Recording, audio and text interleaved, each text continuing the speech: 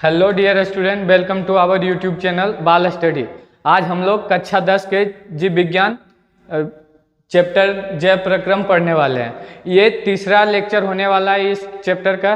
ठीक है, तो अगर आप इससे पहले वाले लेक्चर नहीं देखे हैं तो आप इस वीडियो के डिस्क्रिप्शन में आपको लिंक मिल जाएगा, आप वहाँ से वो दोनों लेक्चर को देख सकते हैं। उसके बाद यहाँ से आप लोग को समझ में आएगा। तो चलिए पिछला वीडियो देख लीजिएगा, तब तक हम लोग आगे चलते हैं। ठीक है, अगर 2025 में बोर्ड एग्जाम देने वाले हैं तो आप लोग हमारे साथ हमारा जो एप्लीकेशन है बाल स्टडी, उस पर आप लोग ज्वाइन कर सकते हैं।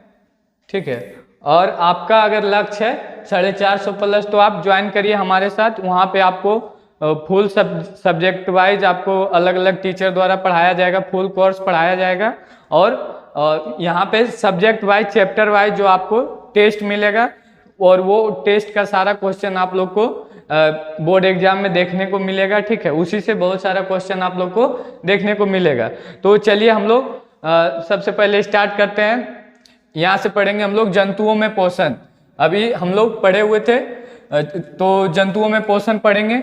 ठीक है, तो जंतु भोजन के लिए पूर्ण रूप से अन्य जीवों पर निर्भर रहता है। जो भी जंतु होता है, पेड़ पौधे छोड़ के जो भी जंतु जीव जंतु होता है वो सभी क्या होता है, परपोषी होता है। यानी कि पेड़ पौधे को छोड़ के बाकी जो भी जीव जंतु है वो किसी न किसी रूप से दूसरे पर निर्भर रहते हैं, या फिर ये परपोषी होते हैं। क्या होते हैं? परपोषी होते हैं, यानी कि हेट्रोट्रॉप्स होते हैं। ठीक है, जो इनके लक्षण होते हैं, ये परपोषी जंतु या तो मृतजीवी होंगे, या फिर परजीवी, या फिर प्राणी समपोषी होंगे। तो ये तीनों का परिभाषा का हम चर्चा पिछले लेक्चर यानी कि पार्ट 2 में देख चुके हैं। ठीक है, तो हम लोग यहाँ से ये समझेंगे कि जंतुओं में जो पोषण होता है वो परपोषी होता है, यानी कि किसी दूसरे जीव पर निर्भर रह के या फिर किसी दूसरे पर निर्भर रह के वो अपना भोजन करते हैं। तो आज का टॉपिक ही है जंतुओं में पोषण। चलिए आगे देखते हैं। यहाँ पे विभिन्न प्रकार के प्राणी समपोषी होता है, जो कि जंतुओं में भोजन का अंतर्ग्रहण विभिन्न प्रकार से होता है। जैसे एक होता है अमीबा और एक होता है पैरामीशियम। तो हम लोग दोनों के भोजन के रूप में समझेंगे किस प्रकार ये दोनों भोजन ग्रहण करते हैं, किस प्रकार ये अपना जीवन यापन करते हैं। तो अमीबा एक प्रकार का प्राणी समपोषी है। प्राणी समपोषी किसको कहेंगे? जो प्राणी के जैसा किसी दूसरे जीव जंतु पर निर्भर रह के अपना भोजन तैयार करता है या फिर भोजन करता है, उसे प्राणी समपोषी कहते हैं। ठीक है, यह मृदु जलीय एक कोशिकीय जीव होता है। आपसे पूछा जा सकता है अमीबा किस प्रकार का जीव है, तो ये एक कोशिकीय है। हम लोग किस प्रकार का जीव है, तो हम लोग बहुकोशिकीय है। ठीक है, तो अमीबा आप लोग को किस प्रकार का जीव है, तो एक कोशिकीय, और इसका आकार निश्चित नहीं होता है। इसका आकार क्या होता है? अनिश्चित होता है। ठीक है, ये जो है इसका आकार कूटपादों के बनने और बिगड़ने से ये इस प्रकार के जो अमीबा में इस तरह से आपको देखने को मिलता है, ये सभी इसका कूटपाद है। ठीक है, तो कूटपाद इसका हर हमेशा एक जैसा नहीं रहता, वो बनते बिगड़ते रहता है। ठीक है, जिस तरह से इसका क्या होता है, आकार हमेशा बदलते रहता है। तो आपसे पूछा जा सकता है कि अमीबा का आकार निश्चित होता है या अनिश्चित, तो इसका आकार अनिश्चित होता है। और क्यों होता है तो आप यहाँ पे देख ही लिए हैं। इससे शरीर में पोषण के लिए कोई विशेष अंग की रचना नहीं होता है। जिस प्रकार हम लोग के शरीर में देखा जाए तो पोषण के लिए मुख है और अंदर में और सारा है। ठीक है, बहुत सारे अंग है भोजन पाचन के लिए, उस प्रकार अमीबा में नहीं देखने को मिलेगा। ठीक है, अमीबा में कोई स्थान नहीं होता। ये अपने कूटपाद द्वारा क्या करते हैं, ये अपने कूटपाद द्वारा ये भोजन ग्रहण करते हैं। ये देखिए इसका ये भोजन है, ये अपना कूटपाद में इसको अंदर समा लेगा और इसको जो पाचन करके इसको रसधानी तक पहुंचा देगा, और वो रसधानी इसको ऊर्जा मिलेगा। ठीक है, तो इसमें कोई विशेष अंग नहीं होता है कि ना अमीबा यहीं से भोजन करेगा या फिर अमीबा यहाँ से भोजन करेगा, या इसमें कोई निश्चित जगह नहीं होता है। इसमें कहीं से भी अपने कूटपाद द्वारा भोजन ग्रहण कर लेता है। चलिए अमीबा का भोजन के बारे में जानेंगे। अमीबा जो है शैवाल के छोटे छोटे टुकड़ों, जैसे जल वगैरह में होता है ना, छोटा छोटा शैवाल होता है, या फिर और कोई भी बैक्टीरिया या फिर डाइटम अन्य छोटे एक कोशिकीय जीव को ही ये भक्षण करेगा या फिर खाएगा। और ये मृत कार्बनिक पदार्थ के छोटे छोटे टुकड़ों इत्यादि है। इसका भोजन क्या है, या तो बैक्टीरिया होगा या शैवाल होगा या फिर डाइटम या फिर और कोई भी अन्य छोटे छोटे जो भी एक कोशिकीय जीव है वो इसका भोजन होता है। देखिए इसका भोजन ग्रहण करने की क्या प्रक्रिया है। देखिए इस प्रकार से ये रेड वाला जो दिख रहा है, यहाँ जो रेड था हम उसको येलो कर दिए हैं, ठीक है। तो इसको क्या करेगा, खाद्य कण है, इसको क्या करेगा अमीबा धीरे धीरे अपने कूटपाद में अंतर्ग्रहण कर लेगा। फिर देखिए ये कूटपाद बंद कर लिया, ये भोजन इसके अंदर चला गया अमीबा में। अब ये भोजन यहाँ पे चला गया और ये भोजन पाचन के बाद रसधानी तक इसका पहुंच जाएगा।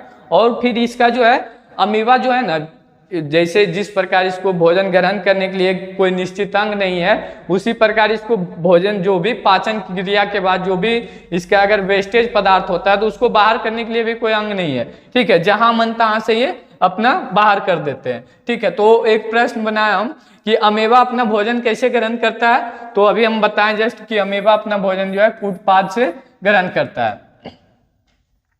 अब नोट में एक बात देख लीजिए, अमीबा को भोजन पाचन के बाद जो है जो भी वेस्ट पदार्थ होता है उसको बाहर करने के लिए कोई अंग नहीं होता है, उसका कोई निश्चित अंग नहीं होता है। चलिए अगला है एक, ये भी पैरामीशियम, ये भी एक कोशिकीय जीव है, ठीक है। जिस प्रकार अमीबा एक कोशिकीय जीव है उसी प्रकार पैरामीशियम भी एक कोशिकीय जीव है। और ये भी एक प्रकार का प्राणी समभोजी है और एक कोशिकीय है। पैरामीशियम में मुखांग अमीबा की भांति मृदु जलीय है और ये प्रोटोजोआ, और इसका जो है एक फिक्स जगह होता है, इस साइटोप्लाज्म कहलाता है। जहां से पैरामीशियम अपना भोजन ग्रहण करता है उसको साइटोप्लाज्म कहते हैं। जिस प्रकार अमीबा में कोई निश्चित नहीं होता कहाँ से भोजन ग्रहण करेगा, लेकिन इसमें निश्चित होता है। चलिए, तो इसका आकार निश्चित होता है, अमीबा का आकार निश्चित नहीं होता। इसका शरीर का प्रचलन अंग सिलिया होता है। देखिए सिलिया कहते हैं किसको है, तो इस पैरामीशियम आप देख पा रहे होंगे, ठीक है। ये पैरामीशियम का ये बाहरी भित्ति एक तरह से बोल लीजिए बाहर का अंग है, और इस पे आपको रोम जैसा दिख रहा होगा। जिस प्रकार हमारे शरीर पे रोम होता है उसी प्रकार के इसके शरीर पर भी रोम दिख रहा होगा आपको, इस प्रकार से दिख रहा होगा। यही सिलिया है, क्या है, ये सिलिया है, ठीक है। इसी के मदद से जो है पैरामीशियम चलता है, ठीक है। अब भोजन कहाँ से ग्रहण करता है, साइटोप्लाज्म से, ठीक है। तो और ये भी एक मृदु जलीय है, ठीक है। जिस प्रकार अमीबा मृदु जलीय है, ये भी प्राणी सम है, ये भी एक कोशिकीय है, लेकिन इसका आकार निश्चित होता है, इसका भोजन ग्रहण करने का स्थान निश्चित होता है, ठीक है। चलिए, सिलिया लगातार होने वाले गति भोजन कणों को कोशिका मुख की ओर ले आता है। अब इसमें जो सिलिया रहता है, यहां पे देखिए लिखा हुआ है कोशिका मुख या साइटोप्लाज्म कहते हैं। जो पैरामीशियम का जो भोजन ग्रहण करने का जो अंग होता है, जो भोजन अंदर करने का अंग होता है, उसको कोशिका मुख बोलते हैं या फिर साइटोप्लाज्म कहते हैं। और ये सिलिया से लगातार इस प्रकार के जो सिलिया होता है, ये जो सिलिया होता है, इसी के गति करने के कारण ये भोजन अपना फंसाता है और ये साइटोप्लाज्म तक यानी कि कोशिका मुख तक ले आके उसको ग्रहण कर लेता है। चलिए आगे, ये हो गया एक कोशिकीय जीव का हम लोग पाचन तंत्र देखे, यानी कि एक तरह से पाचन अंग को देखे, किस प्रकार पाचन करता है, मतलब अमीबा किस प्रकार भोजन करता है। अब हम लोग मनुष्य में पाचन किस प्रकार होता है, यानी कि मनुष्य का हम लोग पाचन तंत्र के बारे में जानने वाले हैं, ठीक है। तो मनुष्य तथा सभी उच्च श्रेणी के जंतु, जो भी उच्च श्रेणी के जंतु हैं, भोजन के पाचन के लिए विशेष अंग होते हैं। ये नहीं कि जिस प्रकार अमीबा को कोई भोजन ग्रहण करने का स्थान निश्चित नहीं है, तो हम लोग का प्रॉपर एक अंग होता है। जैसे मुख से भोजन ग्रहण करेंगे तो वो फिर अमाशय में जाएगा, ग्रसनी, छोटी आंत, बड़ी आंत, ये इस प्रकार हम लोग का भोजन पाचन होता है। तो ये जो भोजन पाचन करने का जो भी अंग होता है, इसको एलिमेंट्री कैनल या फिर आहार नाल कहते हैं। ये आहार नाल मुख से स्टार्ट होके ये सभी जो है, ये छोटी आंत है, ये बड़ी आंत है, ये सभी क्या चीज में आएगा, ये आहार नाल यानी कि एलिमेंट्री कैनल में आएगा, ठीक है। तो अब ये एलिमेंट्री कैनल में, अब पाचन रस के लिए पाचक रस होता है, यानी कि डाइजेस्टिव जूस जिसको बोलते हैं, स्रावित होता है, और जिससे भोजन का पाचन होता है। और आहार नाल, इससे संबंध पाचक ग्रंथियां को पाचन क्रिया मिलकर क्या करता है, पाचन तंत्र का निर्माण करता है। आहार नाल हो गया, उसमें जो भी पाचन क्रिया करने वाला जो पाचक ग्रंथियां हैं उससे जो जूस निकलता है वो पाचन में मदद करता है। ये सभी मिला के एक डाइजेस्टिव सिस्टम का निर्माण करता है, ठीक है। तो एक बहुत सारे अंग मिलके एक तंत्र का निर्माण करता है। तो इसमें जो पाचन की क्रिया से संबंधित जो भी अंग है और बहुत जो भी अंग सभी को मिला के क्या बोलेंगे, इसको पाचन तंत्र बोलेंगे, ठीक है। चलिए अब हम लोग मनुष्य का आहार नाल, ये एक कुंडलित संरचना है। यहाँ पे आप लोग देखें कि ये किस प्रकार का कुंडलित मतलब कॉइल जैसा घुमा घुमा हुआ संरचना है, ठीक है। तो और जिसकी लंबाई कितना होता है, 8 से 10 मीटर होता है। तो आप लोग से पूछा जा सकता है कि मनुष्य के आहार नाल की लंबाई कितना होता है, तो 8 से 10 मीटर होता है। ये बात आप लोग ध्यान में रखिएगा, मनुष्य के आहार नाल की लंबाई कितना होता है, 8 से 10 मीटर। और यह मुख गुहा से शुरू होता है और मल द्वार तक फैला होता है। यहाँ ये मुख से होके ये मल द्वार तक फैला हुआ रहता है, ये आहार नाल, ठीक है। आहार नाल के विभिन्न भागों की संरचना तथा उनके कार्य निम्नलिखित है। और जो भी आहार नाल के अलग अलग भाग है, अलग अलग अंग है, उनका अलग अलग काम है। जैसे मुख हो गया, मुख का अलग अलग काम है। मुख में भी बहुत सारा है, जैसे दांत हो गया, जबड़ा हो गया, जीभ हो गया, सभी का काम अलग अलग है, ठीक है। लेकिन सभी क्या करता है, पाचन क्रिया में मदद करता है। तो सबसे पहले पाचन तंत्र में सबसे पहला अंग मुख है, ठीक है। अगर आपसे पूछा जाए कि मनुष्य के पाचन तंत्र में सबसे पहले भोजन के पाचन की क्रिया कहाँ से शुरुआत होता है, तो वो आपका हो जाएगा मुख गुहा हो जाएगा, ठीक है। या फिर मुंह रहेगा ऑप्शन में, तो मुंह टिक करेंगे। तो आहार नाल का पहला भाग है, यह ऊपरी तथा निचले जबड़े की से घिरी होती है। ये मुख देखिए, ये ऊपरा जबड़ा और निचला जबड़ा दोनों से घिरा हुआ है। और इसमें क्या होता है, मुख गुहा को बंद करके ऊपरी तथा निचले मंसल को होंठ कहते हैं। ये देखिए, ये दोनों क्या है, ये होंठ है। और मुख गुहा में जीभ तथा दांत होते हैं। आप लोग देख सकते हैं कि मुख गुहा में क्या होते हैं, जीभ और दांत। ये देखिए जीभ है और ये दांत है। तो ये सभी का किसी न किसी प्रकार से पाचन की क्रिया में मदद करता है। ये भी एक प्रकार से पाचन अंग है, ठीक है। तो मुख में क्या क्या मिल जाएगा आपको, जीभ मिल जाएगा और दांत मिल जाएगा। अब जीभ पे देखिए, आप लोग देखे होंगे जीभ पे थोड़ा थोड़ा जो है छोटा छोटा इस प्रकार से होता है, छोटा छोटा। अगर छूने के बाद पता चल जाएगा कि उस पे कुछ उखरा उखरा हुआ है, ठीक है। तो उसी को हम लोग क्या बोलते हैं, स्वाद कलिकाएं बोलते हैं। क्या बोलते हैं, यानी कि टेस्ट बर्ड्स बोलते हैं। जीभ पे थोड़ा थोड़ा छोटा छोटा दिखता होगा।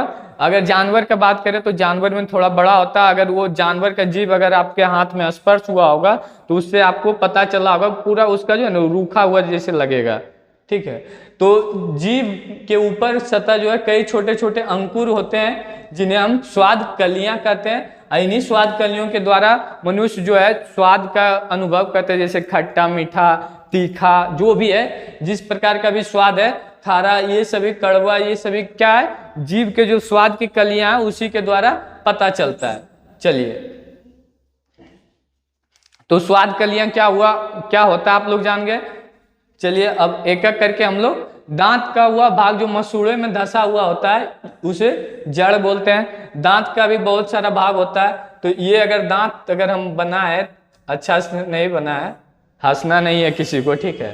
तो यहाँ जो ये रूट्स जो है ये धंसा होता है। दांत इस प्रकार से आप देखते होंगे कि लाल लाल मांस टाइप का दिखता होगा सभी के दांत में, उसी में दांत धंसा हुआ रहता है। उसी को क्या बोलते हैं, रूट्स बोलते हैं, ठीक है। यानी कि जड़ बोल सकते हैं इसको, दांत का जड़ है, ठीक है। अब वह भाग जो मसूड़े के ऊपर निकला होता है, ये भाग देखिए, ये क्या है, मसूड़े से ऊपर है। थोड़ा सा इसको रेड बनाते, थोड़ा सा फीलिंग आएगा कि नहीं भाई ये सही में मसूड़ा ही है, समझ गए, ये मसूड़ा है, ठीक है। अब ये ऊपर का भाग जो है इसको वाइट कर देते हैं, क्या थोड़ा सा दांत जैसा लगेगा। चलिए, तो ये भाग जो है दांत का ऊपर का ऊपरी भाग को जो ऊपर निकला हुआ रहता है, इसको तो रूट्स बोलते हैं, ठीक है। अब ये सिर या शिखर बोलते हैं। और जड़ तथा शिखर के बीच का भाग को ग्रीवा या गर्दन कहलाता है।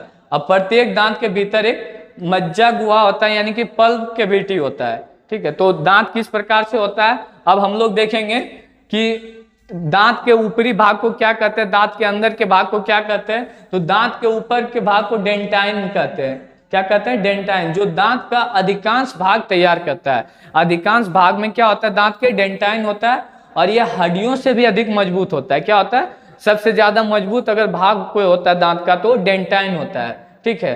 अब उस पे डेंटाइन के ऊपर इनामेल की एक परत चढ़ा हुआ रहता है, ऊपर से जो है इनामेल का एक परत चढ़ा हुआ रहता है, जो जो क्या करता है, दांतों को सुरक्षा देता है। अगर ये इनामेल ना हो तो दांत तुरंत सड़ के खराब हो जाएगा।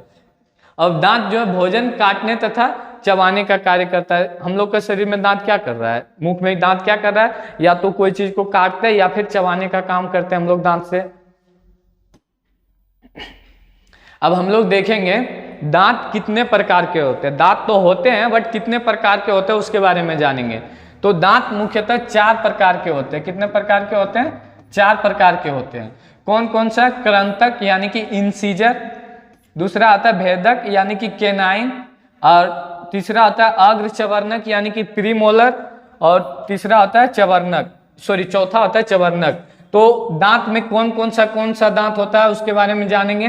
तो ये 4 दांत जो है, ये आगे का 4 दांत, ये है इंसीजर। क्या है, इंसीजर है। ये आगे का 4 दांत क्या है, इंसीजर यानी कि कृंतक है, ठीक है, ये इंसीजर है।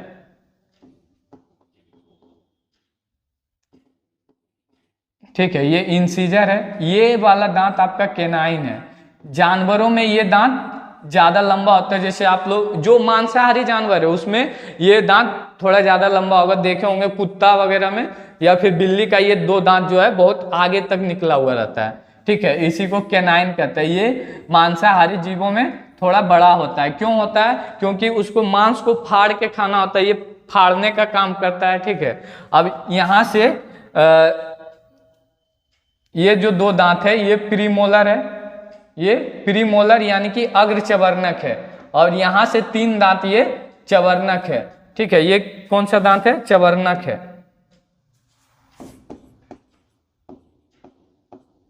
ये चवर्णक है, ये 3 दांत चवर्णक है, ये 2 दांत क्या है, अग्रचवर्णक है। ये तो एक केनाइन है, और ये 4 इंसीजर है, ठीक है। इंसीजर यानी कि कतरनक, या फिर इसी को इंसीजर बोलते हैं।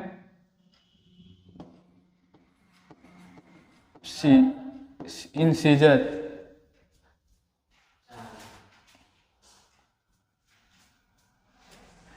ठीक है।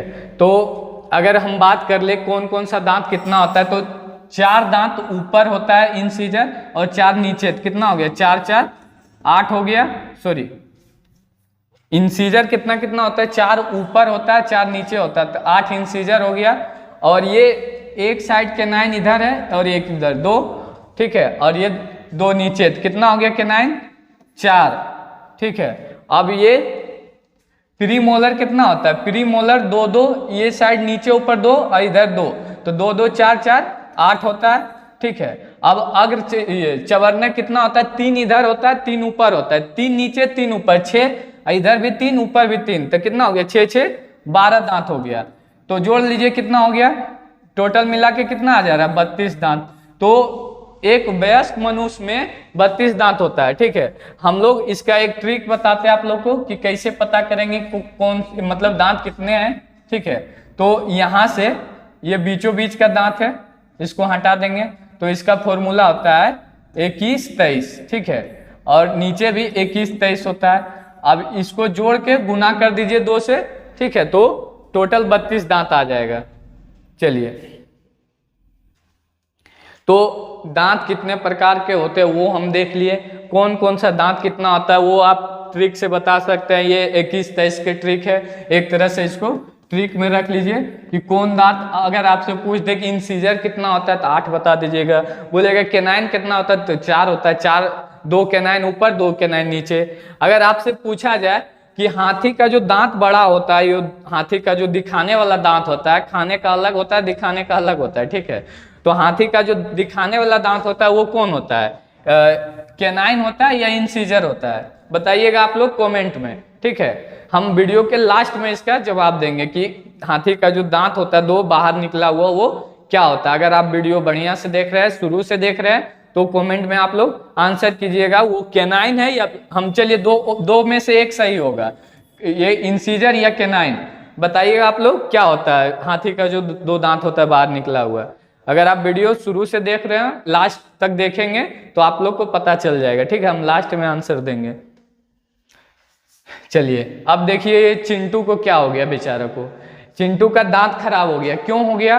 क्योंकि ये बेचारा जो है चॉकलेट और आइसक्रीम का सेवन बहुत ज्यादा करता है, ठीक है। तो चॉकलेट और आइसक्रीम का सेवन करने से क्या होता है, इस पे जो है मीठे शक्कर जो होता है वो दांत पे बैठ जाता है, ठीक है। अब वो दांत पे बैठ के क्या करता है, दांत पे बैठने के बाद खाने के बाद इस पे दांत पे बैठ जाता है, तो क्या हुआ कि मतलब जो बैक्टीरिया वगैरह होता है यहाँ पे बैठ के क्या करता है, यहाँ पे अभिक्रिया करता है, या फिर वो बैक्टीरिया इसको मीठे चीज को खाने स्टार्ट कर देता है, और वहां पर जो वो बैक्टीरिया जो है अपना मल मूत्र जो त्याग करता है वो अम्लीय होता है, और उससे क्या होता है, दांत का अंतिक्षय होता है, ठीक है। यहाँ पे दांत का अंतिक्षय होता है, और इसी से क्या होता है, काला काला दाग हो जाता है, और फिर दांत छिद्र हो जाता है। दांत छिद्र हो जाने से क्या होता है, दांत सड़ जाता है, उसी को दांत अस्थिक्षय कहते हैं, ठीक है। अगर यही ज्यादा प्रक्रिया ज्यादा गहरा हो गया, अस्थायी हो गया, तो वो दंत पलंक बोला जाता है, ठीक है। तो ये सब हम लोग समझे कि चॉकलेट, ये चिंटू जो है चॉकलेट का सेवन ज्यादा किया, समझे, तो जिससे चॉकलेट और आइसक्रीम का सेवन करने से दांत खराब होता है। चलिए अगला है कि मनुष्य के मुख गुहा में कितने जोड़े लार ग्रंथि होता है। तो इसमें मेन 3 जोड़ा लार ग्रंथि होता है, ठीक है। तो पहला होता है पेरिटिड ग्रंथि, सबमेडुबुलर ग्रंथि और सबलिंगुअल ग्रंथि। याद रखना है कि मनुष्य के मुख में 3 जोड़ा लार ग्रंथि होता है, पेरिटिड ग्रंथि, सबमेडुबुलर ग्रंथि और सबलिंगुअल लार ग्रंथि, ठीक है। तो ये इंग्लिश नाम है, तो इंग्लिश हिंदी में दोनों एक ही जैसा होता है। लार ग्रंथि का सिर्फ सेलेब्री ग्लैंड हो जाएगा, ठीक है, बस इंग्लिश हिंदी दोनों सेम ही है। चलिए तो हम लोग मनुष्य के मुख में कितना जोड़ा लार ग्रंथि होता है, तो 3 जोड़ा। ये है मनुष्य का पाचन तंत्र, इसी को एक एक करके हम लोग समझेंगे। जैसे मुख के बारे में हम लोग शुरू से ही समझते आ रहे थे, अभी हम लोग मुख में समझे, ठीक है। मुख या मुख गुहा इसी को बोला जाता है, ठीक है। तो इसमें क्या क्या होता है, जीभ होता है, दांत होता है, बस इतने के बारे में जाने हम लोग। चलिए अगला है ग्रसनी। ग्रसनी क्या होता है इसके बारे में समझेंगे। ग्रसनी देखिए मुख गुहा के बाद जो है, यहाँ से मुख गुहा के अंत के बाद जो है ग्रसनी स्टार्ट हो जाता है। यहाँ पे 2 नली टाइप का होता है, ठीक है। तो यहाँ पे क्या होता है, 2 नली होता है। अब ये 2 नली में जो 2 नली होता है, यहाँ को फायरिंग्स या ग्रसनी बोलते हैं। पिछला भाग को मुख गुहा के यहाँ पे फायरिंग्स होता है, ठीक है। और इसमें 2 छिद्र पाया जाता है, अभी हम बताएं, एक को निगल द्वार कहते हैं, एक को ग्रसनली कहते हैं, या फिर तथा दूसरे को कंठ द्वार कहते हैं, यानी कि ग्लोटिस कहते हैं, जो कि श्वसन नली में खुलता है। और कंठ द्वार के आगे पट्टी जैसा रचना होती है जो एपिग्लेटिस कहा जाता है। यहाँ पे देखिए, ये जहाँ पे ये दो ठो नली जैसा खुलता है, यहाँ पे एपिग्लेटिस होता है। इसका क्या काम है उसको समझेंगे। जैसे मान लीजिए कि हम लोग भोजन कर रहे हैं, ठीक है, भोजन कर रहे हैं, तो ऐसा क्यों नहीं होता है, जब यहाँ से एक के नली है तो कभी कभी तो ऐसा होना चाहिए कि भोजन मेरा फेफड़ा में चला जाना चाहिए, लेकिन ऐसा होता है, नहीं होता है। क्यों नहीं होता है? क्योंकि ये जो एपिग्लेटिस है, ये एपिग्लेटिस यहाँ पे क्या करता है, यहाँ पे एपिग्लेटिस लगा हुआ रहता है।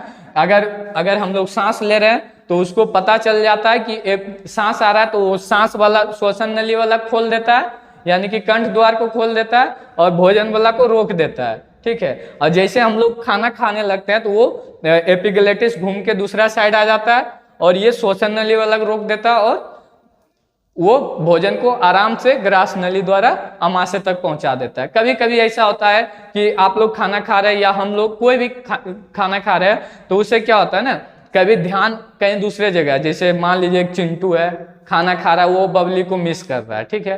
तो वो बबली को मिस कर रहा है, तो उसका ध्यान कहाँ है, बबली पे, ठीक है। तो उसमें क्या होगा कि उसका ध्यान जो है, एपिग्लेटिस जो है ना, अच्छा से काम नहीं कर पाएगा, क्योंकि सारा काम किसका होता है, दिमाग का होता है। दिमाग उसको ऑर्डर देगा तभी ना घूमेगा, अरे खाना आया घूमो इधर, सांस आया इधर घूमो, तो दिमाग कमांड देगा तब ना होगा। अब वो बेचारा दिमाग को कहाँ बटाया हुआ है, बबली तरफ। तो इससे क्या हो जाएगा कि जो दिमाग उसका भटका हुआ, तो एपिग्लेटिस को ऑर्डर नहीं दे पाएगा, एपिग्लेटिस घूमेगा नहीं, तो वो भोजन किधर जाने लगेगा, श्वसन नली में जाने लगेगा। श्वसन नली में जाने लगेगा तो फेफड़ा अकबकाहट में उसको ऊपर कर देगा। तो उसी से देखते होंगे कभी खाते खाते पूरा खाना बाहर निकल जाता है मुंह से, छींक, जिसने बोलते सरक गए हैं, गांव देहात में उसको बोलते सरक गए हैं, ठीक है। तो बोला जाता है कोई याद कर रहा है, तो ऐसा नहीं होता है, समझ गए। वो आप किसी को याद कर रहे हैं इसलिए सरके हैं, या ये नहीं होता कि आपको कोई याद कर रहा है तो आप सरके, ठीक है। तो आप किसी को याद कर रहे हैं, ठीक है, तो दिमाग आपका भटका हुआ रहेगा। दिमाग भटका हुआ रहेगा तो एपिग्लेटिस को ऑर्डर नहीं मिलेगा, और अगर एपिग्लेटिस को ऑर्डर नहीं मिला तो वो बढ़िया से काम नहीं करेगा, ठीक है। तो कहता लोग गांव देहात में कि कोई याद कर रहा है आपको, ठीक है, ऐसा नहीं होता है। चलिए,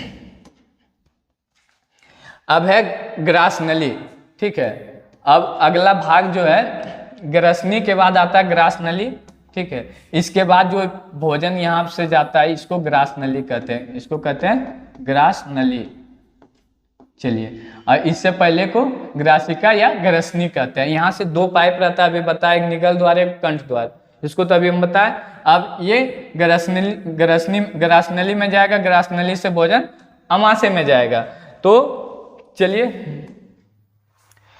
ग्रास नली मुख गुहा से लार से सना हुआ भोजन। अब देखिए, जो 3 जोड़ा जो लार ग्रंथि बताए थे, वो क्या, उसका काम क्या है, वो लार ग्रंथि क्या करता है, भोजन को जब हम चबाते हैं तो वो तीनों लार ग्रंथि अपना लार को स्रावित करते रहता है, भोजन पे डालते रहता है, और वो भोजन को डाल डाल के इतना भोजन को चिपचिपा बना देता है, जिससे कि अगर हम भोजन को निगलते हैं तो आसानी से नीचे चला जाता है, ठीक है।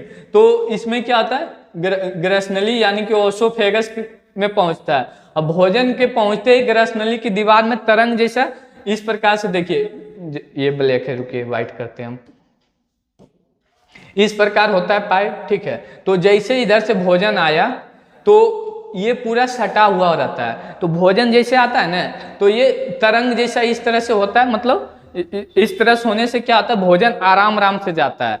कभी कभी ऐसा हुआ होगा कि आप कहीं दौड़ धूप के आए या फिर कहीं दूसरा जगह से आए, जल्दी जल्दी पानी पी लिए, ठीक है, तो उसमें क्या हुआ, आपका ग्रस नली जो है एडजस्ट नहीं कर पाया, उसमें तरंग नहीं हो पाया, ठीक है। वही तरंग को हम लोग कर्मानुकूचन कहते हैं, ठीक है। तो वो कर्मानुकूचन अगर नहीं हो पाया तो कभी कभी अचानक आप पानी पी लिए हो तो ऐसा लगेगा कि करेजा जो है ना फट जाएगा, मतलब ये ग्रस नली पूरा जो है दूसरे जैसा लगने लगता है, दर्द करने लगता है।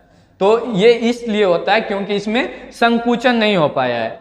तो ग्रास नली की दीवार में तरंग की तरह संकुचन या सिकुड़न या शीतलन होता है, जिसे कर्मानुकूचन कहते हैं, ठीक है। तो कर्मानुकूचन किसको कहते हैं, ये ग्रास नली को फैलने सिकुड़ने को ही कर्मानुकूचन कहता है। ये अपना भाषा में समझने से ज्यादा याद रहेगा, ठीक है। तो इसमें क्या, इसी प्रकार से गति के कारण जो है धीरे धीरे भोजन नीचे खिसक के जाता है। अब यही जो कर्मानुकूचन होता है इस तरह से, तो वो क्या होता है, भोजन आराम से नीचे नीचे जाता है। नहीं तो पता चले कि हम लोग खा रहे, जाके आराम से अमाशय में हरास हरास गिरेगा तो वो दिक्कत करेगा, या फिर हम लोग खाना खा के सोए तो सारा खाना बाहर निकल जाएगा, समझ गए। तो ऐसा नहीं होता है, क्योंकि ये ग्रस नली जो है वो चिपक जाता है, या फिर जब भोजन जाता है तो वो फैलता सिकुड़ता है, धीरे धीरे भोजन को नीचे जाने देता है। अब ग्रास नली में पाचन की क्रिया नहीं होती है, ग्रास नली से भोजन अमाशय तक पहुंच जाता है। ग्रास नली में थोड़ा सा भी भोजन नहीं रुकता है, डायरेक्ट भोजन नीचे चला जाता है अमाशय में। अब हम लोग अमाशय का सिस्टम समझेंगे कि अमाशय में भोजन का क्या होता है। अभी तो मुंह से हम लोग चबाया, उसमें लार मिला है, लार मिला के उसको क्या किए, चिपचिपा कर दिए भोजन को। अब वो भोजन कहाँ गया, ग्रास नली द्वारा कहाँ तक गया है, देखिए ये मुख था, चलिए थोड़ा सा इसको क्लियर कर लेते हैं। ये मुंह है, समझ गए, ये मुंह है, ठीक। यहाँ से भोजन को हम चबाए, यहाँ 3 जोड़ा लार ग्रंथि था, तीनों अपना लार स्रावित किया। लार स्रावित करने के बाद भोजन को पूरा चिपचिपा बना दिया ताकि हम लोग को निगलने में आसानी हो। अब ये भोजन जो है यहाँ ग्रस नली में आया, ग्रसनी आया या फिर ग्रासिका बोलेंगे इसको। अब यहाँ से 2 पाइप रहता है, एक श्वसन के लिए जाता है, एक ग्रासनली आता है। ठीक है, अब ये ग्रासनली में भोजन आया, ग्रासनली में भोजन का पाचन नहीं होता है। ठीक है, तो पूछेगा आप लोग को कि भोजन का पाचन किस अंग में नहीं होता है, तो ग्रासनली में नहीं होता है। इससे भोजन डायरेक्ट अमाशय में पहुंच जाता है। समझ गए, इससे भोजन क्या होता है, अमाशय में डायरेक्ट पहुंच जाता है। अब अमाशय का पाचन हम लोग समझेंगे कि अमाशय में क्या होता है, अमाशय में कौन सा अम्ल रहता है। ठीक है, अब है अमाशय। अमाशय एक चौड़ा थैला जैसा होता है। ठीक है, तो उदर गुहा में बाईं ओर शुरू होकर अनुप्रस्थ की दिशा में फैली होती है। अमाशय का अग्रभाग कार्डियक पार्ट या फिर पिछला भाग फाइलरिक भाग कहलाता है। ठीक है, इन दोनों के बीच जो है फुंडिक भाग होता है। अमाशय 3 भाग का होता है। पहला भाग को हम लोग कार्डियक कहते हैं। अमाशय इस प्रकार का होता है, देख लीजिए वहां पे, तो देखे ये फिगर कुछ नहीं, इस तरह से होता है। समझ गए, इसका पहला भाग को कार्डियक कहते हैं। पहला भाग को क्या कहते हैं, कार्डियक कहते हैं। ठीक है, क्योंकि यह कार्डियक यानी कि हृदय के पास होता है। हृदय का अध्ययन को कार्डियोलॉजी कहते हैं, यानी कि ये जस्ट हृदय से जस्ट नीचे होता है, यानी कि कार्डियक भाग में होता है, जिसको शुरू वाला भाग को कार्डियक कहते हैं। सबसे पहले खाना यहीं आता है, मतलब ग्रासनली द्वारा यहीं पे आएगा। और नीचे वाला भाग को हम लोग क्या कहते हैं, पिछला भाग को फाइलरिक कहते हैं। ये अब यहाँ से खाना जो छोटी आंत में चला जाएगा, समझ रहे हैं, तो यहाँ इस पीछे वाला भाग को फाइलरिक कहते हैं। अब बीच वाला भाग को यानी कि मध्य भाग को फुंडिक कहते हैं। क्या कहते हैं, फुंडिक कहते हैं। 3 भाग में होता है अमाशय। तीनों का नाम आप लोग याद रखिएगा, कार्डियक, फाइलरिक, फुंडिक। ठीक है, तो इसमें अब चलिए इसको आगे देखते हैं हम लोग। अब इसमें जठर ग्रंथियां होती है, और कितने प्रकार की होती है, तो 3 प्रकार के जठर ग्रंथि होता है। स्लेमा या म्यूकस कोशिका, भित्ति या अम्लजन कोशिका, मुख या जाइमोनोजिन कोशिका। अब ये तीनों प्रकार की कोशिकाएं क्या करता है, रस स्राव करता है। अब कौन क्या स्राव करता है उसको देखते हैं आगे। ठीक है, अब हाइड्रोक्लोरिक अम्ल का स्राव अम्लजन कोशिका करता है, और हाइड्रोक्लोरिक अम्ल का निष्क्रिय पेप्सिनोजोन को सक्रिय पेप्सिन नामक एंजाइम में बदल देता है। अब ये जो हाइड्रोक्लोरिक है उसको निष्क्रिय करके क्या करता है, पेप्सिनोजोन सक्रिय पेप्सिन में बदल देता है, नामक एंजाइम में बदल देता है। तो आपसे पूछा जाए कि अमाशय में कौन सा एंजाइम पाया जाता है, तो पेप्सिन पाया जाता है। अब पेप्सिन क्या करेगा, भोजन के प्रोटीन पर कार्य करके उसे पेप्टोन में बदल देता है। तो भोजन के प्रोटीन कहाँ पाचन होता है, तो अमाशय में, और वो कौन पाचन करता है, पेप्सिन करता है। उसको क्या चीज में बदल देता है, पेप्टोन में बदल देता है। अब हाइड्रोक्लोरिक अम्ल जीवाणुनाशक की तरह काम करता है। आप लोग को पता होना चाहिए कि अमाशय में हाइड्रोक्लोरिक अम्ल होता है, जिसका पीएच मान कितना होता है, 1.5 होता है। इतना पीएच वैल्यू का हम लोग का पेट में होता है, तो पेट गल क्यों नहीं जाता है, क्योंकि उस पर एक प्रकार का लेयर चढ़ा हुआ रहता है, जिससे वो अमाशय की दीवार को गलने से बचाता है। तो ये क्या करता है, अगर मान लीजिए कोई जीवाणु या कीटाणु है हमारे साथ भोजन में चला गया, तो वो अम्लीय, ये हाइड्रोक्लोरिक अम्ल क्या करेगा, उसका नाश कर देगा, यानी कि जीवाणु नाशक की तरह कार्य करता है, और भोजन के साथ आने वाले बैक्टीरिया को नष्ट कर देता है। और म्यूकस स्राव जो है म्यूकस कोशिका द्वारा करता है। ठीक है, अब उसमें जो भी कीटाणु या विषाणु गया है, जीवाणु गया, उसको सबको नष्ट कर देगा कौन, हाइड्रोक्लोरिक अम्ल।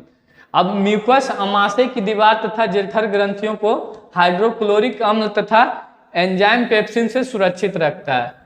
अब ये म्यूकस ही क्या करता है ना, अमाशय की जो दीवार है, अगर अमाशय की दीवार में अगर म्यूकस ना हो तो क्या होगा, ये अमाशय की दीवार को ही गला देगा।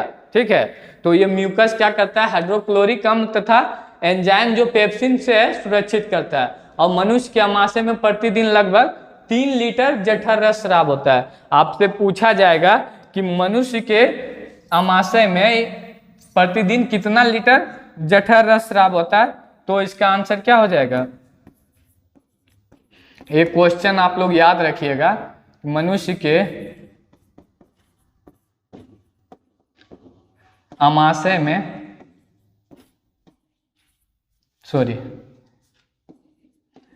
मनुष्य के अमाशय में कितना प्रतिदिन प्रतिदिन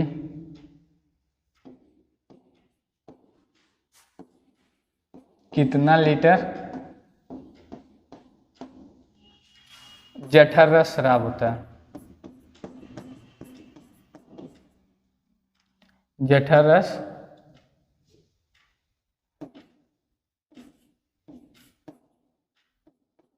शराब होता है। तो आंसर क्या बोलेंगे आप लोग? 3 लीटर बोलेंगे। ठीक है,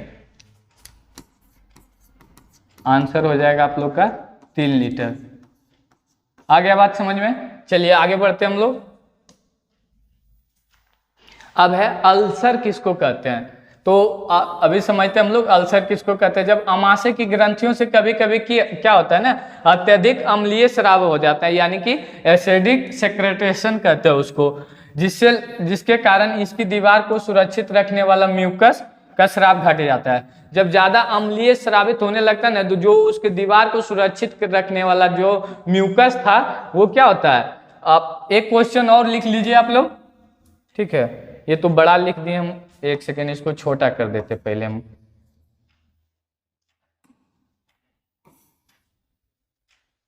सॉरी, चलिए ये नहीं होगा,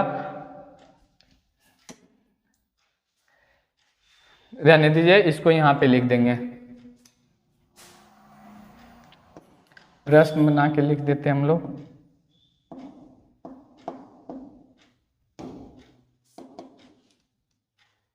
इसको क्या हो गया,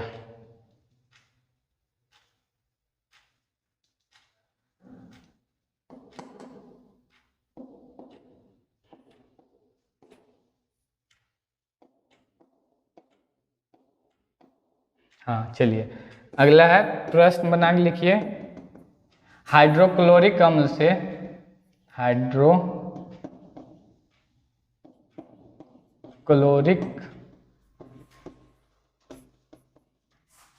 अम्ल से अमाशय की दीवार को सुरक्षित कौन रखता है?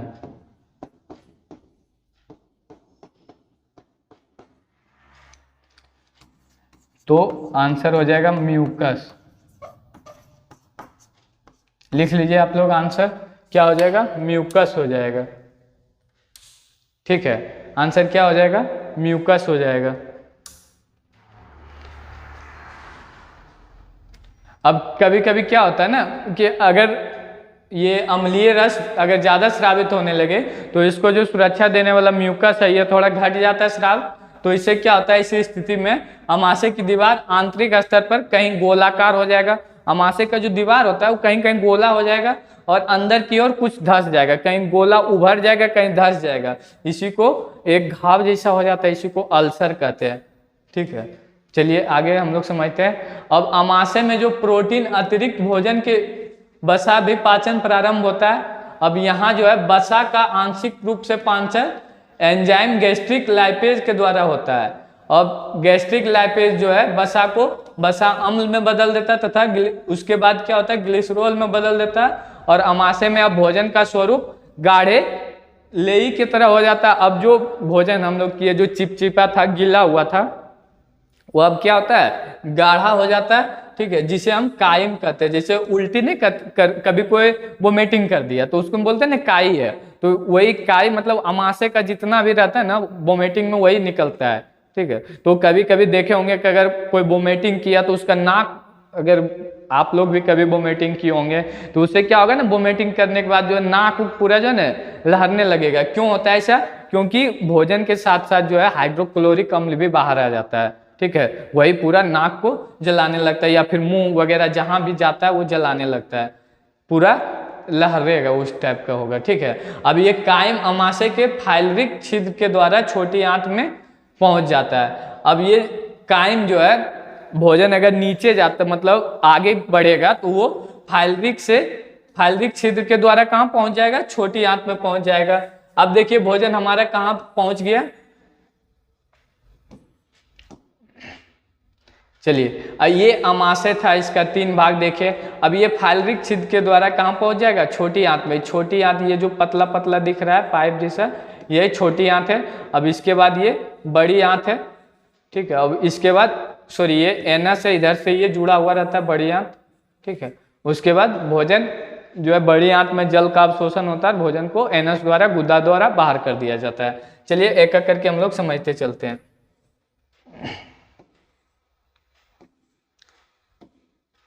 अब भोजन कहाँ चला गया? फाइलरिक छिद्र के द्वारा छोटी आंत में चला गया। अब चलिए हम लोग भी चलते हैं छोटी छिद्र में। ये जो छोटी आंत है ये क्या है? छोटी आंत शरीर का आहार नाल का, मनुष्य के आहार नाल का सबसे लंबा भाग है, या फिर यह एक बेलनाकार रचना है। आहार नाल के इस भाग में पाचन की क्रिया पूर्ण होती है। अब जो भी भोजन जितना जो पच उच के गया है, जो भी थोड़ा मोड़ा बचा है, पूर्ण पाचन कहाँ हो जाएगा? छोटी आंत में। तो आप लोग से पूछा जाए कि भोजन का पाचन पूर्ण रूप से कहाँ होता है, तो छोटी आंत में। छोटी आंत का भी 3 भाग, ठीक है। तो छोटी आंत का भी 3 भाग होता है। तो पहले इसको देखेंगे कि ऐसे अगर क्वेश्चन अगर छोटी आंत, बड़ी आंत, मुख, ये सब ऑप्शन रहेगा ना, तो छोटी आंत टिक करना है। तो देखिए इसका लंबाई जो है 6 मीटर होता है, चौड़ाई 2.5 सेंटीमीटर का होता है। वो जो पाइप होता है उसका डायमीटर जो होता है 2.5 सेंटीमीटर होता है और 6 मीटर लंबा होता है। अब विभिन्न जंतुओं में 5 छोटी आंत की लंबाई 5 मीटर होता है। कोई कोई जंतु में क्या होता है ना, 5 ही मीटर होता है छोटी आंत की लंबाई, अलग अलग होता है। और लंबाई समानता भोजन के प्रकार पर निर्भर करता है, किस प्रकार का जंतु है, किस प्रकार का भोजन करने वाला जंतु है, ठीक है। अगर शाकाहारी जंतु है तो उसकी छोटी आंत की लंबाई अधिक होगा।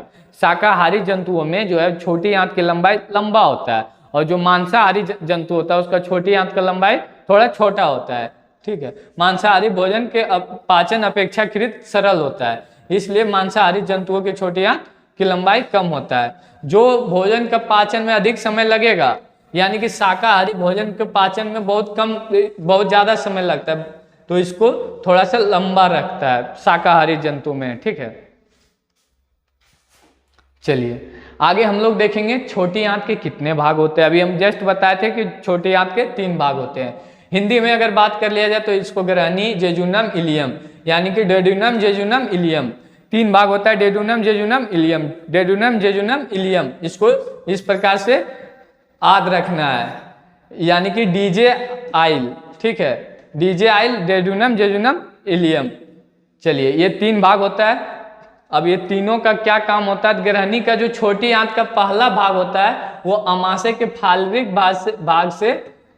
भाग से के ठीक बाद शुरू होता है, और यह सीट टाइप का होता है। जो छोटी आंत का सबसे पहला भाग होता है वो अमाशय के बाद बताए थे ना, अमाशय का फिगर बनाए, यहाँ से फाइलरिक छिद्र से छोटी आंत जुड़ा हुआ रहता है, ये सी टाइप का होता है। अब ये इस तरह से पूरा मतलब घुमा हुआ रहेगा, 6 मीटर वहीं पे रहेगा, ठीक है। अब ये ग्रहणी में लगभग बीचों बीच एक छिद्र द्वारा एक नलिका खुलती है, और यह नलिका जो है 2 विभिन्न नलिकाओं को आपस में जोड़ता है। इनमें से एक नलिका अमाशयी वाहिनी होता है तथा दूसरी नलिका मूल पित्त वाहिनी होता है। अब यहीं से क्या होता है, यकृत के द्वारा यहाँ पित्ताशय, यानी कि यहाँ से पित्ताशय से एक रस निकलता है, क्योंकि भोजन जो है यहाँ अम्लीय हो गया था। अब भोजन का पाचन अम्लीय रूप से नहीं होगा, यहाँ पे जो पित्त आएगा, बाइल आएगा, ये क्या रहेगा, ये क्षारीय रहेगा। अब यहाँ ये दोनों मिलके क्या कर देगा, भोजन को न्यूट्रल कर देगा। यानी कि केमिस्ट्री में आप लोग पढ़े होंगे कि अम्ल और क्षार मिलके क्या बनाता है, लवण बनाता है। उसी प्रकार ये भोजन क्या हो जाएगा, निष्क्रिय हो जाएगा, ना अम्लीय बचेगा न क्षारीय बचेगा, ठीक है। तो ये इस प्रकार से यहाँ भोजन पहुंचेगा, ठीक है। अब ये भोजन किस प्रकार हो गया, क्षारीय हो गया। क्षारीय नहीं, ये मतलब एक तरह से निष्क्रिय हो गया, यहाँ पे क्षारीय पित्त मिल गया। आगे है कि जेजुनम छोटी आंत का मध्य भाग होता है। पहले क्या होता है, ग्रहणी यानी कि डेड्यूनम, उसके बाद आता है बीच वाला भाग जेजुनम, ठीक है। और छोटी आंत का अधिकांश भाग इलियम होता है, और सबसे लंबा भाग क्या होता है, इलियम होता है। यहीं पे भोजन का अंतिम रूप से पाचन होता है। आया बात समझ में? चलिए पहले होता है डेड्यूनम, उसके बाद जेजुनम। डेड्यूनम सी टाइप का होता है, यहाँ पे 2 नली जुड़ा हुआ रहता है, जिसमें पित्ताशय आके मिलता है, पित्त आके मिलता है, और वो भोजन को क्या करता है, न्यूट्रल कर देता है, जो भी अमाशय से अम्लीय भोजन निकला है, ठीक है। अब इसी भाग को अब यहाँ पे क्या होता है, पहुंचे हुए भोजन का अवशोषण होता है। अब जो भी हम लोग भोजन खाएं, तो भोजन हम लोग खाते हैं शरीर में ऊर्जा के लिए, तो शरीर में ऊर्जा मिलता कैसे है, तो वो भोजन जो है छोटी आंत में जाएगा, ठीक है। अब छोटी आंत के जब है इलियम में जाएगा, जेजुनम के बाद इलियम में जाएगा, सबसे लंबा भाग इलियम होता है। अब यहाँ पे जाएगा तो भोजन का जो प्रोटीन जो भी उससे जरूरत का चीज है उसका अवशोषण होगा। और छोटी आंत उनके भोजन का जो है पाचन बाइल, अग्नाशयी रस यानी कि पैनक्रेटिक जूस तथा आंतस्राव सकस जो यकृत से अमाशय पेनक्रियाज तथा अंतस ग्रंथियों द्वारा स्राव की जाता है। अब यहाँ पे क्या होता है ना, अनेक प्रकार का रस मिलता है भोजन में। पहले तो अमाशय में जठर ग्रंथि से जठर रस मिला है और वो भोजन को कैसा कर दिया, अम्लीय कर दिया गया है, ठीक है। अब ये सभी जूस मिल के अग्नाशयी जूस पाचन पित्त बाइल मिलके ये सब क्या करेगा, भोजन को अंतिम रूप से पाचन करेगा। और भोजन का अंतिम रूप से पाचन इलियम में होता है।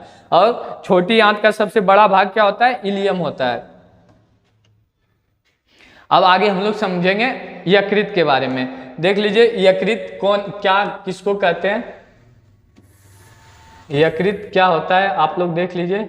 ये भाग देखिए यकृत है। अभी तक हम लोग भोजन को छोटी आंत में पहुंचा दिए।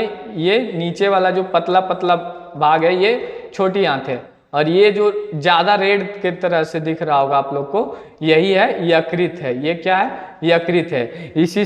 इसी के नीचे पित्ताशय होता है, इसी से पित्त रस निकलता है और ये भोजन के छोटी आंत में जाके मिलाता है। चलिए देख लिए आप लोग यकृत कैसा होता है। तो आगे हम लोग समझते हैं यकृत के बारे में। यकृत का भार जो है लगभग 1.5 kg होता है। कितना होता है, 1.5 kg। अगर ऑब्जेक्टिव में पूछा जाए कि यकृत का भार कितना होता है तो लगभग 1.5 kg होता है, जो उदर के ऊपरी दाहिने भाग में होता है। जैसे ये अमाशय इधर होता है, यकृत अपना इधर होता है, ठीक है, और अवस्थित होता है। यकृत कोशिका से पित्त का रस स्राव करता है। स्रावित पित्त का संचय पित्ताशय यानी कि गाल ब्लैडर में होता है। अभी हम बता रहे थे जो भी यकृत से पित्त का स्राव होता है उसका जमा कहाँ होता है, पित्ताशय में होता है, जिसको इंग्लिश में गाल ब्लैडर कहते हैं। अब थैली जैसी रचना में होती है। यकृत से कई छोटी छोटी यकृत नलिकाएं होता है, ठीक है।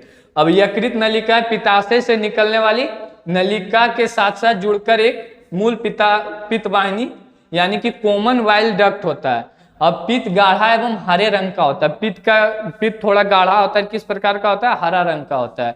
और ये क्षारीय द्रव्य है, अभी जस्ट हम बताए थे कि ये किस प्रकार होता है, क्षारीय होता है। और ये जो भोजन अमाशय से जो अम्लीय आ रहा था उसमें क्षारीय मिला के निष्क्रिय कर देते हैं। इसमें कोई एंजाइम नहीं होता, इसमें कोई एंजाइम नहीं पाया जाता है। चलिए अब पित्ताशय से निकल के पित्त के निम्नलिखित 2 मुख्य कार्य है, ठीक है। पित्त का क्या कार्य है, पित्त जो है क्या करेगा, पित्त अमाशय से ग्रहणी से आए अम्लीय कायम को अम्लीयता नष्ट कर देगा और क्षारीय बना देता है, ताकि अग्नाशयी रस के एंजाइम उस पर क्रिया कर सके।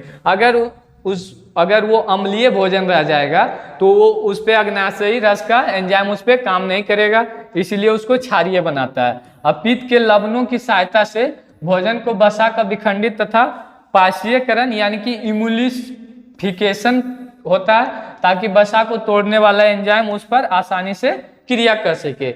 मेन 2 काम है ये पित्त रस का, ठीक है, यानी कि पित्ताशय का। चलिए आगे हम लोग देखेंगे अग्नाशय यानी कि पेनक्रियाज। अमाशय के ठीक नीचे तथा ग्रहणी को घेरे पीले रंग का एक ग्रंथि होती है जिसे अग्नाशय यानी कि पेनक्रियाज कहलाता है। अब अग्नाशय में अनेक पतली पतली नलिकाएं होती है जो आपस में जुड़कर एक बड़ी अग्नाशयी वाहिनी बनाती है, ठीक है। अग्नाशयी वाहिनी तथा मूल पित्त वाहिनी जो है मिलकर एक बड़ी नलिका बनाते हैं।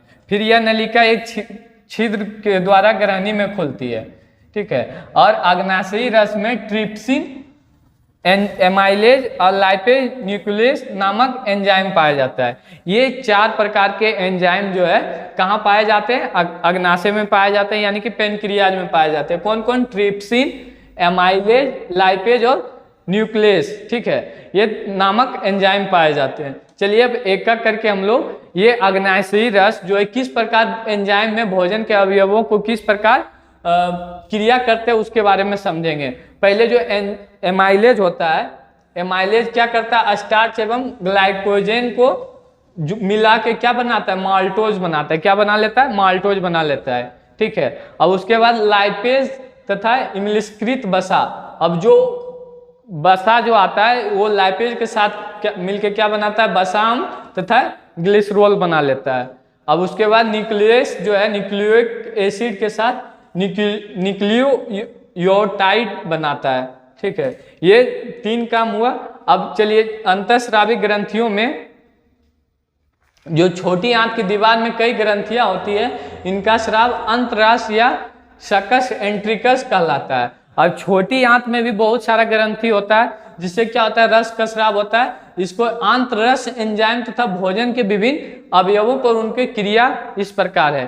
ठीक है, अगर भोजन में अगर पेंटाइडेस रहता है तो उसको पेप्टोन मिला के क्या बना लेता है, एमिनो अम्ल। एमिनो अम्ल फिर जाके क्या बनाता है, प्रोटीन। प्रोटीन से ही क्या होता है, हमारे शारीरिक वृद्धि होता है। ठीक है, अब एक है लाइपेज। लाइपेज जो है बची हुई इमलिस्कृत वसा को मिला के क्या बनता है, वसाम या फिर ग्लिसरॉल बनाता है। ठीक है, अब इसे इन्वर्स सुक्रोज के साथ ग्लूकोज या फ्रक्टोज बनाता है। ये सभी हमारे शरीर के लिए जरूरी है। माल्टोज और माल्टेस और माल्टोस क्या करता है, ग्लूकोज या ग्लूकोज को निर्माण करता है। चलिए अब है लैक्टोस, लैक्टेस या लैक्टोज, ये मिलके क्या बनाएगा, ग्लूकोज या ग्लैक्टोस। और दूसरा है न्यूक्लियस और न्यूक्लिक एसिड, ये क्या बनाएगा, न्यूक्लियोटाइड्स। चलिए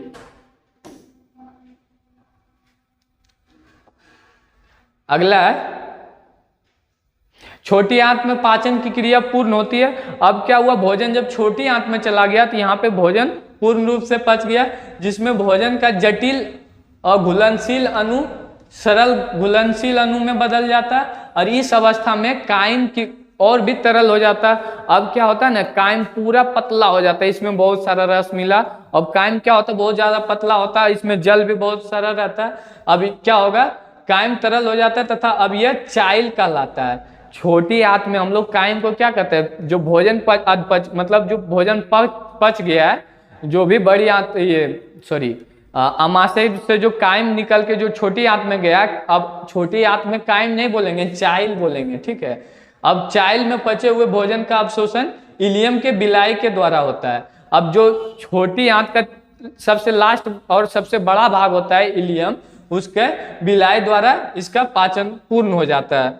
अब ये क्या होता है, ये जो है बड़ी आंत में, अब बड़ी आंत को हम लोग समझेंगे पाचन अंग का एक अंग है, पाचन तंत्र का एक अंग है बड़ी आंत। छोटी आंत के बाद भोजन कहा जाता है बड़ी आंत में। छोटी आंत आहार नाल के अगले भाग को क्या कहते हैं, बड़ी आंत यानी कि लार्ज इंटेस्टाइन कहते हैं, और खुलती है। ये बड़ी आंत 2 भाग में बटा हुआ रहता है। ये भाग जो है कोलन कहलाता है, कोलन तथा मलाशय कहलाता है। ये भाग क्या कहलाता है, बड़ी आंत 2 भाग में रहता है, कोलन और मलाशय। ठीक है, तो कोलन का भी, या फिर इसको इंग्लिश में रेक्टम कहते हैं, कोलम का भी 3 भाग होता है। आगे समझते हैं हम लोग। छोटी आंत तथा बड़ी आंत जोड़ पर एक छोटी नली होती है जिसे सीकम कहते हैं, जहां पे छोटियां इस प्रकार से, देखिए यहाँ पे हम आपको फिगर से समझाते हैं। कहाँ चला गया,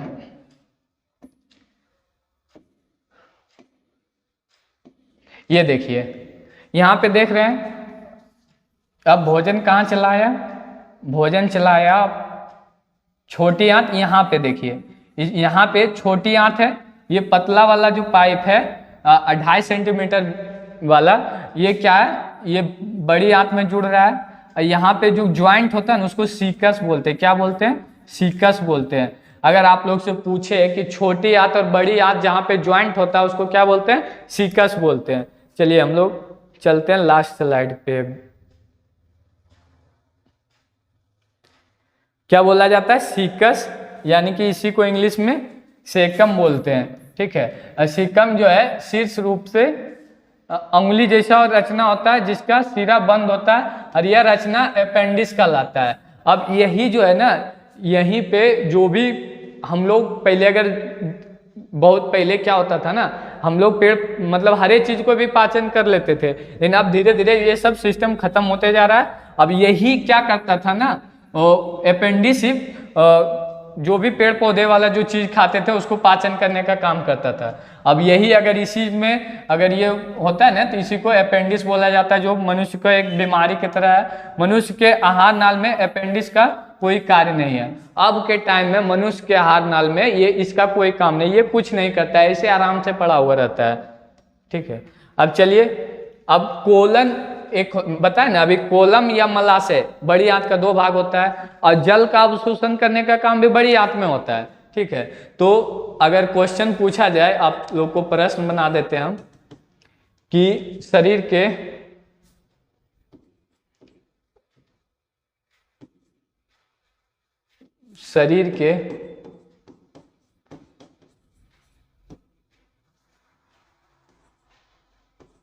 पाचन तंत्र के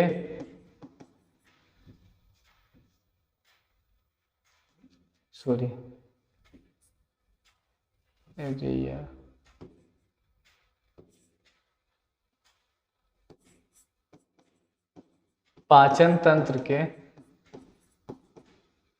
किस भाग में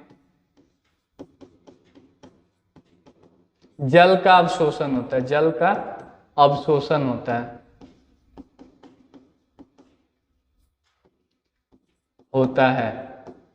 तो क्या आप लोग आंसर करिएगा,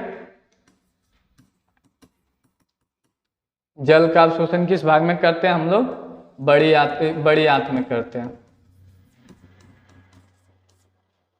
क्या हो जाएगा आंसर? बड़ी आंत। तो कोलन के 3 भाग होता है। ठीक है, ऊपरीगामी कोलन यानी कि असेंडिंग कोलन, और दूसरा होता है अनुप्रस्थ कोलन यानी कि ट्रांसवर्स कोलन, अधोगामी कोलन यानी कि डिसेंडिंग कोलन। अब कोलन कुछ नहीं, एक अवशोषी अंग है, ये क्या करता है? जल का अवशोषण करने का काम करता है।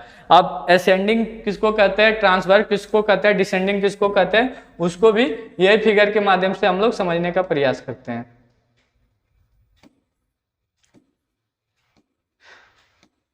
हाँ देखिए, ये देखिए यहाँ पे सीकम में आके क्या हुआ, छोटी आंत और बड़ी आंत ज्वाइंट हो गया। ठीक है, सीकम में आके क्या हुआ, छोटी आंत बड़ी आंत ज्वाइंट हो गया। अब ये ऊपर चढ़ रहा है, यानी कि चढ़ता हुआ है। बड़ी आंत इस तरह से है, ठीक है, इस तरह से है। अब यहाँ क्या है, एनस है यानी कि गुद्दा है। ठीक है, यानी कि गुद्दा बोलते हैं इसको। ठीक है, या फिर इंग्लिश में एनस बोलते हैं इसको।